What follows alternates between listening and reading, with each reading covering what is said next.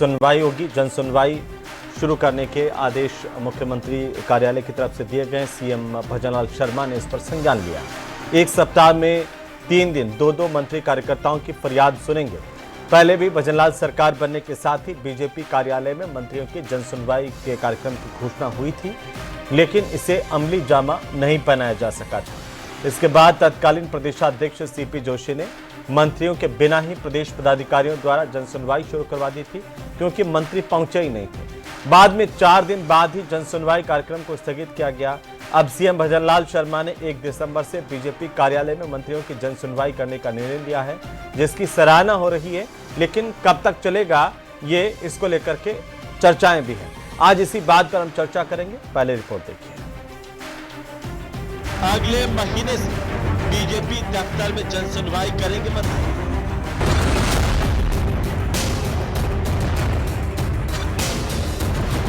दिसंबर से हफ्ते में 3 दिन मंत्री सुनेंगे जनता की समस्या।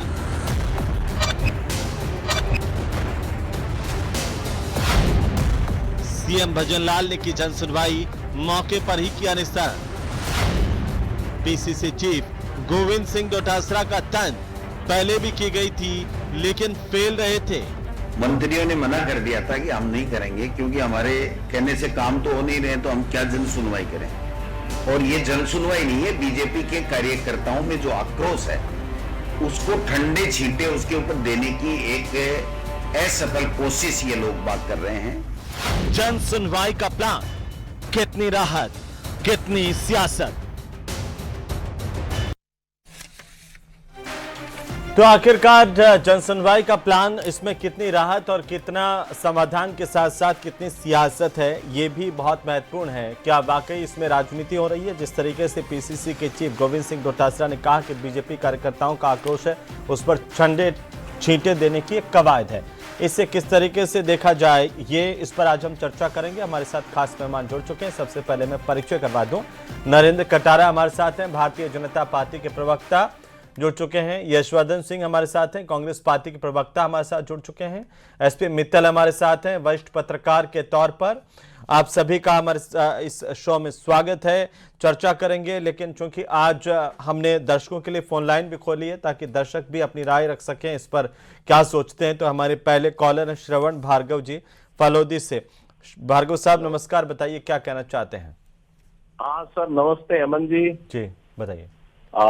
सर, आप बहुत ही अच्छे मुद्दे लेकर आते हैं और इस मुद्दों से जनता को बहुत फायदा होता है जी। और जहाँ तक रही जन सुनवाई की, तो जन सुनवाई एक नाम मात्र की, एक नाम है, बाकी होता कुछ नहीं है जी। एक्चुअली में क्या होता है कि जैसे मान लो 2023 में जिन्होंने धरना दिया 4 महीना और अपराधियों के खिलाफ कोई कार्रवाई नहीं हुई, कांग्रेस राज में, बाद में बीजेपी सरकार बनी तो भी जन सुनवाई नहीं हुई, तो बताओ अब जनता जाए कहाँ?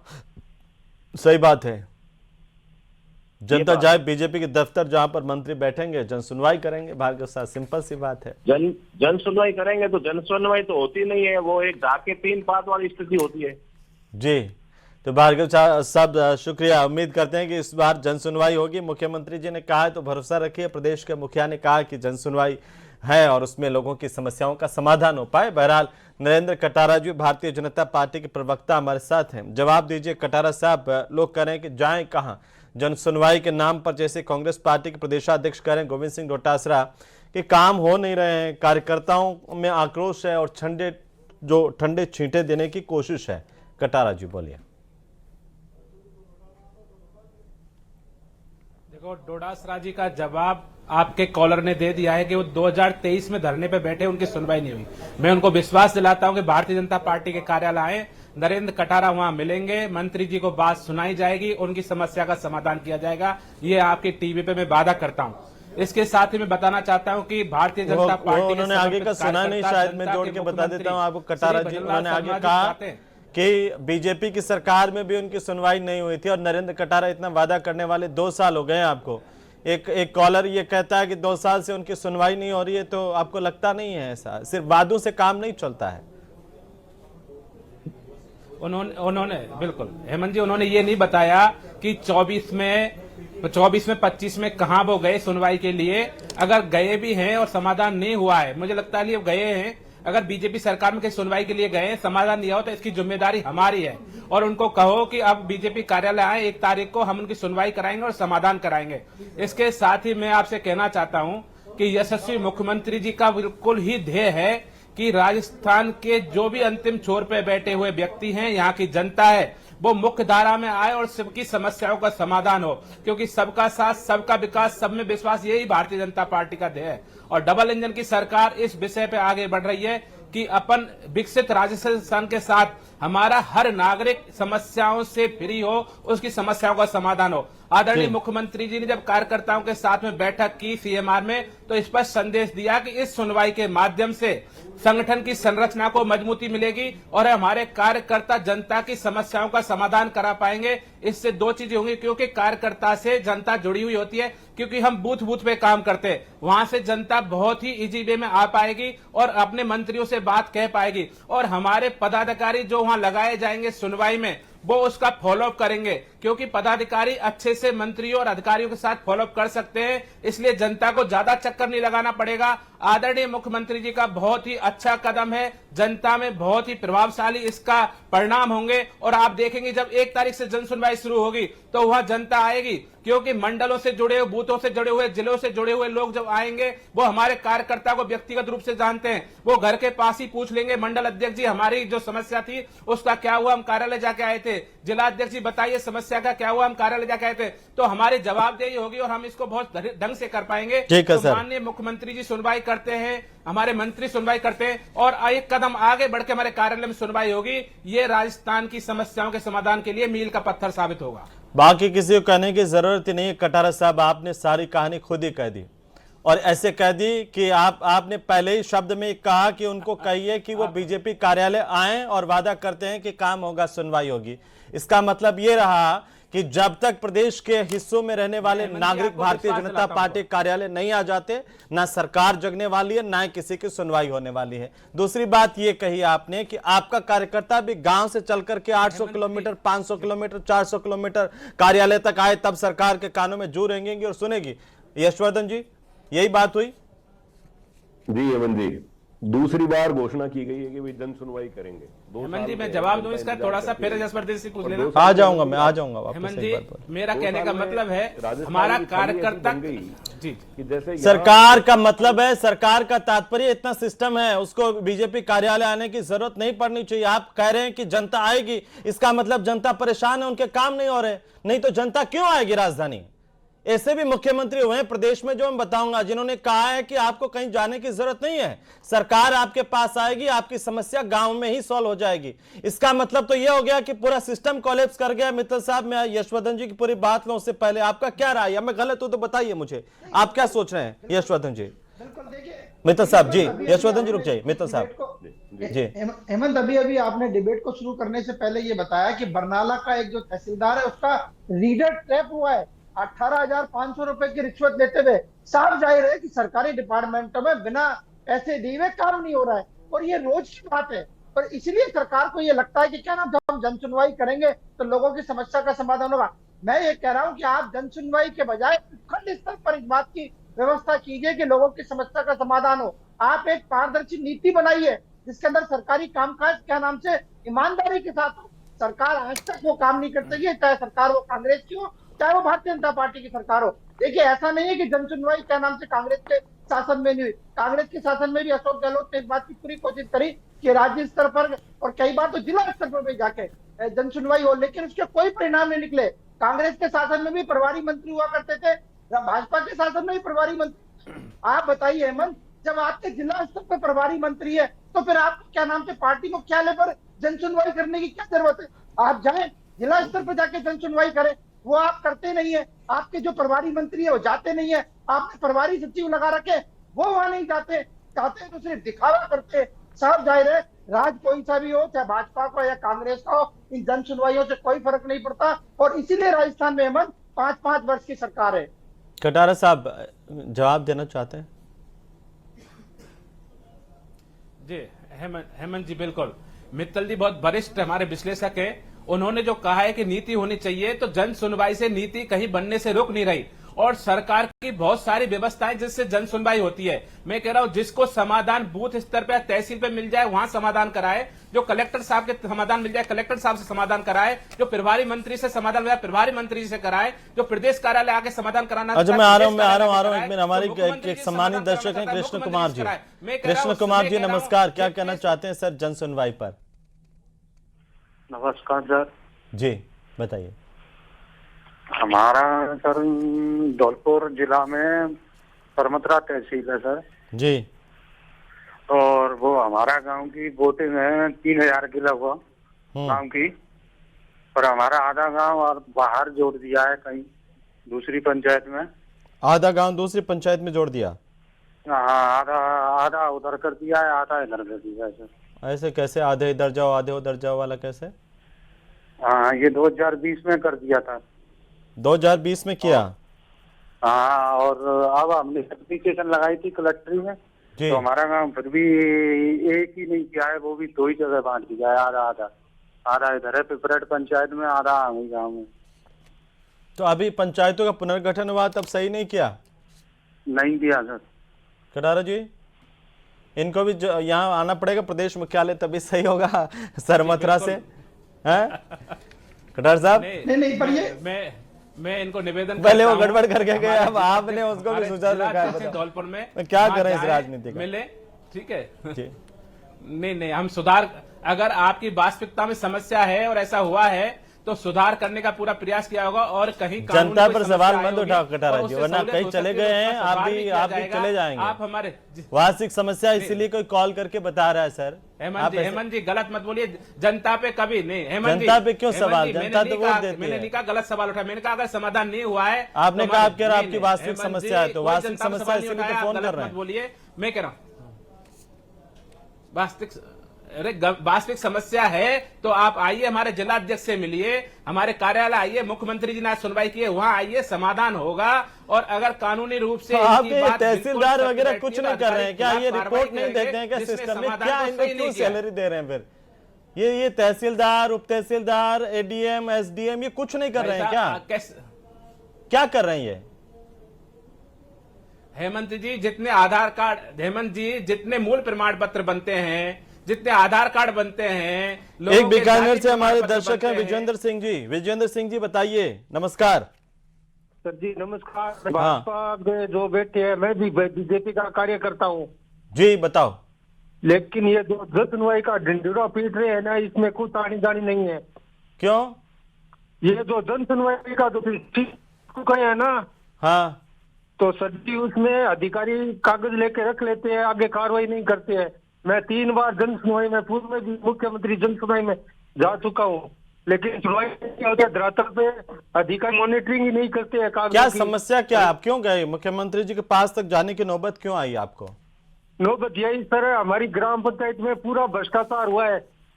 कौन सी ग्राम पंचायत बीकानेर की? पूरा गबन में गया पैसा, इसलिए मैं बार बार मुख्यमंत्री जी से भी मिला, जन सुनवाई में मिला, लेकिन कौन सी ग्राम पंचायत है मुझे बताइए तो सही। ग्राम पंचायत बामनवाड़ी, पंचायत समिति लोनगंज सर, जिला बीकानेर है। लोनकरण सर की जी। और कौन सी पंचायत है? ग्राम पंचायत बामनवाड़ी। बामनवाड़ी। अब बामनवाड़ी में क्या चाहते हैं आप? भ्रष्टाचार की शिकायत करवाना चाहते हैं, मतलब जांच हो जाए? जांच हो साहब, पूरा भ्रष्टाचार हुआ है, 10% काम नहीं हुआ है। और आप बीजेपी कार्यकर्ता हैं? क्या नाम है आपका? बीजेपी कार्यकर्ता हूँ मैं। क्या नाम है? विजेंद्र सिंह। विजेंद्र सिंह जी, बहुत शुक्रिया आपने हमें कॉल किया। और देखिए ये उम्मीद होती है तभी आप फ़ोन करते हैं, बताते हैं। मैं आपसे वादा तो नहीं कर रहा हूं, लेकिन हम कोशिश करेंगे कि आपकी जो समस्या है बामनवाली ग्राम पंचायत जो लोनकरण सर में है, उसमें भ्रष्टाचार की भारी शिकायतें, सरकार उस पर संज्ञान लेंगी और कार्रवाई होगी, इस तरह की उम्मीद है हमारी। बहुत शुक्रिया। मैं यशवर्धन सिंह जी एक टिप्पणी की, ये सिर्फ राजनीति ही हो रही है, इस पर राहत की मुख्यमंत्री जी की मंशा है कि राहत मिले, लेकिन वजह क्या है कि ना आपके राज में राहत मिलती थी ना बीजेपी के राज में? मतलब ऐसा क्यों? नहीं हेमंत जी, मुख्यमंत्री जी की मंशा बिल्कुल हो सकती है, लेकिन पिछले 2 साल से राजस्थान केंद्र शासित प्रदेश बना हुआ है।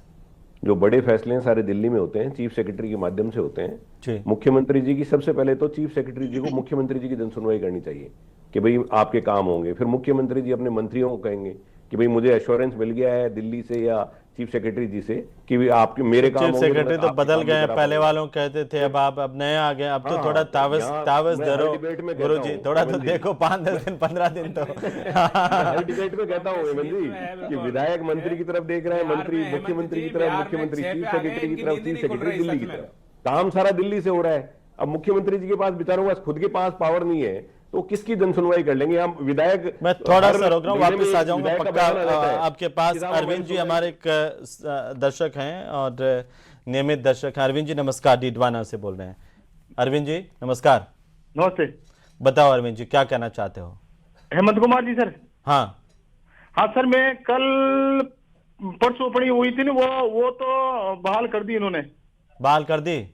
हाँ, वो चांदी चिन्ह तो बहाल कर दी। बहुत ही बढ़िया, चांदी चला कर देना। देखिए आपने फोन किया और हमने आपकी आवाज उठाई, बहाल हो गई, और क्या चाहिए बताइए। नहीं सर, वो बहुत धन्यवाद आपको, लेकिन उसमें क्या, उसमें बाकी रह गया था एक तो गांव, जैसे यहाँ से जो एसडीएम साहब ने बना के भेजे थे ना जी, उसमें कुछ चेंज कर दिया इन्होंने। अपने कार्यकर्ताओं का ध्यान नहीं रखे, उन्होंने कुछ अपनी एक जाति को विशेष टारगेट करके टारगेट कर दिया। क्या कर दिया मतलब जाति को टारगेट? अब वो तो देखो सर, पूरी बात नहीं बोल सकते। एक जाति को टारगेट करके ऐसे ऐसे गांव इधर उधर डाल दिए, गांव दूसरी तरफ डाल दिया।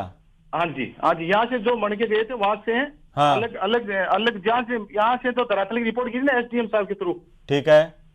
तो एसडीएम साहब के थ्रू जो रिपोर्ट बन की गई, उस रिपोर्ट को नहीं माना और जयपुर से चेंज कर दिया।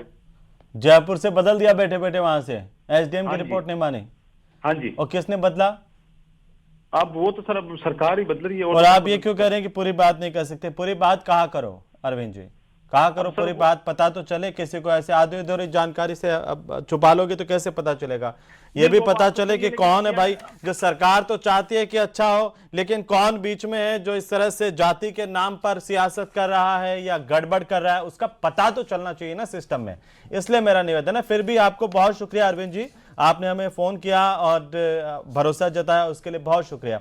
मैं यशवर्धन जी आप पूरी बात कर लीजिए, फिर मैं आऊंगा वापस कटारा साहब के पास। जी नहीं, मैं तो हेमंत जी यही कह रहा था कि भाई मुख्यमंत्री जी को दिल्ली जो है, दिल्ली पावर दे मुख्यमंत्री जी को काम करने के लिए। अभी तक 2 साल हो गए, मुख्यमंत्री जी स्वतंत्र कोई फैसले नहीं ले पा रहे। चीफ सेक्रेटरी के माध्यम से दिल्ली राजस्थान पे राज कर रहा है, केंद्र शासित प्रदेश बना रखा है इसको।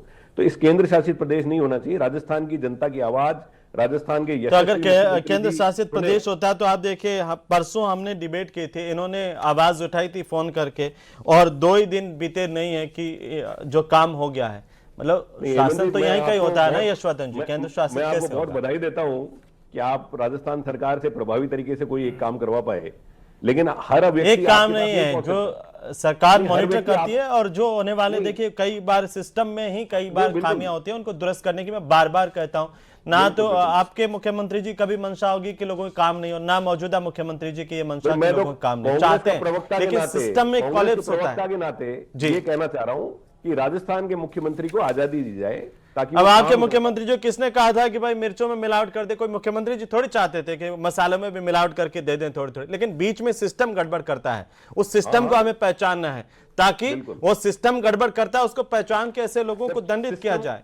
जब सिस्टम के पास ये सूचना आ जाती है ना कि तो राजस्थान आपके सिस्टम में एक सूचना राज आई चल कि रहा है। मिर्ची में मिलावट कर दी, ईंटों का बुरादा आ गया, धनिया खराब दे दिया, फिर भी नहीं हो पाया ना कुछ। जब एक और सिस्टम दर्शक, को पता सम्मानित लग जाता दर्शक है। हैं, कैलाश जी नमस्कार। कैलाश जी नमस्कार जी। सांगानेर से बोल रहा हूँ साहब। मैं साहब ये देखिए 3 महीने चक्कर काट रहा हूँ। सांगानेर में अवैध निर्माण में होंगे 6 मंजिल बन रही है। 3 महीने से आप चक्कर काट रहे हैं, क्या हुआ? 6 मंजिल बन रही है साहब सांगानेर से। 6 मंजिल बन गई? हाँ, अब फिर मैंने जेडीएम दे दिया, खर्रा को दे दिया, सबको दे दिया, लेकिन सुनवाई नहीं कर रहे सब। 18 मंजिल बन रही है, मेरे मकान को खतरा गिरेगा। का कहाँ पे है ये एड्रेस बताओ, ये सब देख रहे हैं इस वक्त। दादा गुरुदेव नगर रेलवे स्टेशन रोड। कोड़े छे? दोबारा बोलो जो, तो कहीं कह रहे छो, सुनाई कौन दे रहे छो? सांगानेर से बोल रहा हूँ सर। हाँ, यहाँ अवैध निर्माण को नहीं रोका जाएगा। जेडे की मिली भगत से 6 मंजिल पास कर रहे हैं लोग। 6 मंजिल तो ये मकान को ठीक है। खतरा है। मैं खूब जा चुका, जेडे से चक्कर काट रहा हूँ। आपको चक्कर काटने की जरूरत नहीं है। और आप सुनो कैलाश जी, आपको चक्कर काटने की जरूरत नहीं है अब, और अब आपका काम पक्का 101 100% हो जाए। कटारा जी, आज जाने के बाद ये मुख्यमंत्री जी का इलाका है कैलाश जी, और इनके घर के पास में 6-6 मंजिल ठोक रहे हैं लोग। बताइए ये कैसा कैसा भ्रष्टाचार है? जेडीए क्या कर रहा है सर? हैं कटार साहब, शाम को उधर जाते आते चक्कर काटते तो आप कुछ पड़ता ना, फर्क पड़ता? सबसे पहले तो जी हेमंत जी, आपको बधाई कि आप जन सुनवाई का एक माध्यम बने। और देखो, आधा काम आपने करा दिया और भैया का जो आधा काम नहीं हुआ है उसका काम भारतीय जनता पार्टी में 1 तारीख को हो जाएगा। तो इसलिए मैं ये कहना चाहता हूं कि मुख्यमंत्री जी जितने 1 तारीख को नहीं है, आज हो गई तारीख 24, शाम तक जो अवैध निर्माण है वो रुक जाए, और नहीं रुके तो कैलाश जी हमें फिर फोन करेंगे, बताएंगे कि सांगानेर जहां पर मुख्यमंत्री जी का क्षेत्र है, तो मुख्यमंत्री कार्यालय भी अगर सुन रहा है, सांगानेर में ये अवैध निर्माण हो रहे हैं और लगातार कैलाश जी शिकायत कर रहे हैं। जेडीए के अधिकारियों पर भी गाज गिराइए, बताइए कि ये लोग हैं जो ये भ्रष्टाचारी हैं, जो इनके आंखों के सामने काम हो रहा है, शिकायतें मिलने के बावजूद ये रुकवा नहीं पा रहे हैं। और लोग अब एक कैलाश जी कितने दहशत में होंगे कि उनके परिवार को खतरा हो गया है। आप सोचिए, अवैध निर्माणों से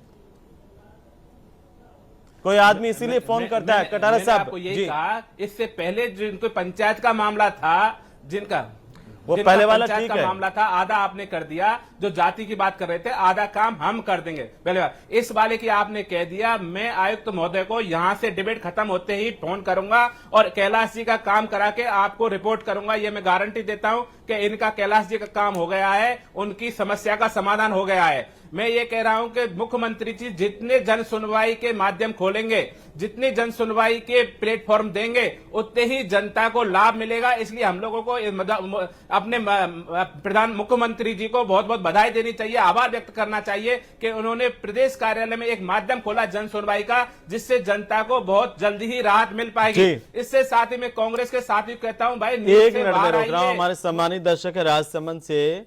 नमस्कार जी। जी नमस्कार, बताइए, नाम बताइए, आपका क्या समस्या है? सर रामकिशन नाम है मेरा, पूर्विया गांव नांदोली से हूँ। हाँ साहब, रामकिशन जी नमस्कार। सर आपका प्रोग्राम देख रहा हूँ, उसमें ये जन सुनवाई वाली बात चली, जो उसमें मैंने एक मंत्री जी को लेटर लिखा। अच्छा। और मुख्यमंत्री जी को भी लिखा, और 2 साल से मैं यहाँ जिला कार्यालय में और विभागीय ऑफिस में सब जगह जा रहा हूँ, कोई सुनवाई का नाम नहीं है। 2 साल से? 2 साल से, और पूरा पुलिंदा मैंने उनको मंत्री जी को भी भेजा, और राजस्व विभाग उनके अधिकारी जी हैं अजमेर मंडल। ये कौन से मंत्री जी को भेजा, क्या मामला है? आप अगर मुझे कुछ बता पाए तो मैं सरकार तक ये पहुंचाने की कोशिश करूंगा कि आपको इतनी दिक्कत नहीं हो। सर जमीन संबंधित था जी। मोटेशन जो खोलते हैं ना, म्यूटेशन, हाँ जानता हूं सर। मोटेशन के नाम पे 2 साल 3 साल से परेशान कर रखे हैं हमारे को। तो कौन से मंत्री जी को दिया था आपने? जी मंत्री जी को दिया मैंने, विधायक जी को दिया। कौन से वाले मंत्री जी को दिया? मंत्री जी ये भू वाले हैं ना, अपने लेखा विभाग वाले। हेमंत जी, हेमंत मीणा? हाँ हेमंत जी मीणा को। अच्छा, और वहाँ के विधायक जी को भी दिया आपने राजसमंद में? हाँ विधायक जी ने तो करके दिया था कि भाई वहाँ फला जगह जाओ एसडीएम साहब के पास। तो एसडीएम साहब ने नहीं किया? एसडीएम साहब के पास गए, कलेक्टर साहब के पास गए। कौन आपके एसडीएम है राजसमंद में? अभी तो चेंज हो गए, 2-3 चेंज हो गए। तो नए भी आ गए, चेंज हो गए, उसके बाद नए एसडीएम साहब राजसमंद वाले इसमें ध्यान दें। हमारा आपसे करबद्ध निवेदन है कि ये रामकिशन जी आपके इलाके के हैं, राजसमंद से, जो 2 साल से चक्कर काट रहे हैं। कटारा साहब कुछ कहना चाह रहे हैं, बोलिए। जी बोलिए जी। वहाँ के कलेक्टर है अरुण हसीजा जी, बहुत अच्छे प्रशासक है। मैं इनसे निवेदन करता हूँ, राजसमंद के कलेक्टर है अरुण हसीजा जी, बहुत अच्छे प्रशासक है। मैं निवेदन करता हूं, अब की बार आपका काम हो जाएगा रामकिशन जी, वहाँ पहुंच जाए, इनकी समस्या का समाधान हो जाएगा। अब की बार हो जाएगा काम रामकिशन जी। और मुख्यमंत्री जी चाहते हैं सबका, देखिए सबके सहयोग से विपक्ष भी कुछ ऐसे मामले उठाएं। हम तो विपक्ष से भी कहना चाहते हैं जिनके काम नहीं हो। ये एक सकारात्मक राजनीति होती है कि सब मिल करके हम लोग कोशिश करें ताकि आम जनता को राहत मिल सके। फिलहाल आप सभी का बहुत शुक्रिया, आप दर्शकों का बहुत शुक्रिया कि आप एक जिम्मेदार नागरिक के तौर पर हम पर भरोसा करते हैं, अपनी समस्याएं भी बताते हैं, हमारा कार्यक्रम भी देखते हैं। उम्मीद की जानी चाहिए कि हम सब मिलकर आपकी समस्याओं का समाधान कर पाएं। सरकार भी चाहती है। खुद मुख्यमंत्री भजन लाल शर्मा इस बात को लेकर के चिंतित हैं और वे कोशिश कर रहे हैं कि जनता का समाधान हो, लेकिन पूरा सिस्टम अगर उसमें उनका साथ दे तो वो दिन दूर नहीं जब हर व्यक्ति की समस्याओं का समाधान उसके घर पर ही हो जाए। नमस्कार।